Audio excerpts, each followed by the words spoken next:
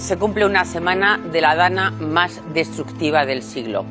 7 días después, los españoles seguimos sin recibir respuestas sobre cómo se ha gestionado todo, o mejor dicho, cómo no se ha gestionado todo. Todos lo han hecho francamente mal, desde todos los sitios. Hoy ha dicho Pedro Sánchez que todos somos Estado. Precisamente es lo que ha fallado, y eso es el Estado, porque no ha existido el Estado. Todos ellos tendrían que dimitir.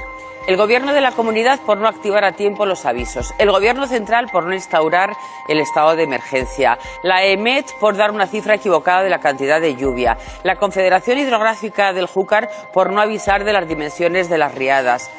¿Por qué hay que esperar a que una comunidad pida ayuda para actuar? ¿Por qué se ha abandonado a la población? Han hecho un daño irreparable a la credibilidad de las instituciones y de la clase política. En todo este horror, los valencianos nos han dado una lección, luchando todos unidos frente a la polarización política que califica a estos vecinos de radicales. Tenemos la suerte de que, una vez más, los españoles se han organizado para ayudar a otros españoles.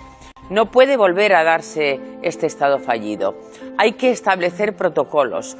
¿Hubiera pasado lo mismo, y esto es terrible, pero nos hacemos esta pregunta, si el Gobierno y la Comunidad Valenciana hubieran sido del mismo partido?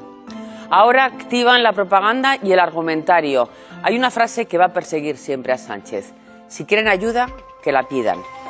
Decía Lord Byron que se necesitan 1000 años para formar un Estado, pero puede bastar 1 hora para reducirlo a polvo, en este caso a barro, o, mejor dicho, en sus propias palabras, a puro fango.